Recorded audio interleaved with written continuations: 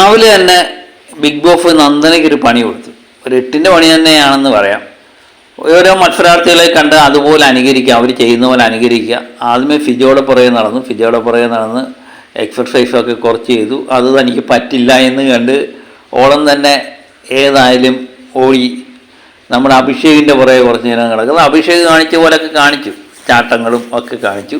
പിന്നെ ഋഷിയുടെ പുറകെ ഋഷി തലകുത്തി നിൽക്കാൻ വേണ്ടി ശ്രമിച്ചപ്പോൾ നന്ദന അവിടെ നിന്ന് ഓടി രക്ഷപ്പെട്ടു.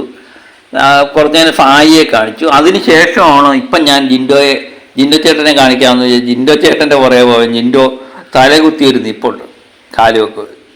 അപ്പം അവിടെ പണി പാളി. പിന്നെ കുറച്ച് കാര്യങ്ങളൊക്കെ ജിൻഡോ കാണിക്കുന്നുണ്ട്, തലകുത്തി മറിച്ചിലും ഒക്കെ. ജിൻഡോയുടെ കുറച്ച് അഭ്യാസങ്ങൾ കണ്ടു കഴിഞ്ഞപ്പം നമ്മൾ നന്ദനയ്ക്ക് മനസ്സിലായി ഇത് പണി പാളും എന്ന്.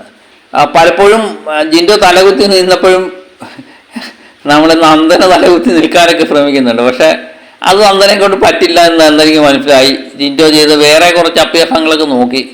അതൊക്കെ കുറച്ച് പണി കിട്ടും, ജിൻഡോ തനിക്ക് മനഃപൂർവ്വം പണി തരാൻ വേണ്ടി ശ്രമിക്കുകയാണെന്ന് അറിഞ്ഞപ്പോൾ ഏതായാലും നന്ദന ഓടി രക്ഷപ്പെട്ട് ഫ്രീദുവിൻ്റെ പുറകെ അപ്സരയുടെ പുറകെയൊക്കെ പോകുന്നുണ്ട്.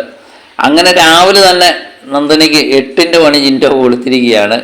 ബിഗ് ബോസാണ് ആദ്യമേ പണി കൊടുത്തത്. ഇപ്പം ജിൻഡോയും 8ൻ്റെ പണി കൊടുത്തു. ഓരോ വ്യക്തിയിലും അവർ കാണിക്കുന്ന പോലൊക്കെ കാണിക്കാൻ വേണ്ടി നന്ദന ശ്രമിക്കുന്നുണ്ട്. അത് എനിക്ക് തോന്നുന്നില്ല വലിയ രീതിയിൽ രസകരമാക്കാൻ നന്ദനയ്ക്ക് കഴിഞ്ഞില്ല. ഏതായാലും അത് ജാസ്മിനൊക്കെ ആയിരുന്നെങ്കിൽ അല്പം കൂടെ ഭംഗിയായിട്ട് ചെയ്യാൻ പറ്റിയേനെ എന്നെനിക്ക് തോന്നുന്നുണ്ട്. ഏതായാലും നന്ദനയുടേതായ രീതിയിൽ ഭംഗിയാക്കാൻ ശ്രമിച്ചിട്ടുണ്ട്. കുറച്ച് ചിരിക്കാനൊക്കെയുള്ള മുഹൂർത്തങ്ങൾ ഇതിനകത്ത് തന്നു.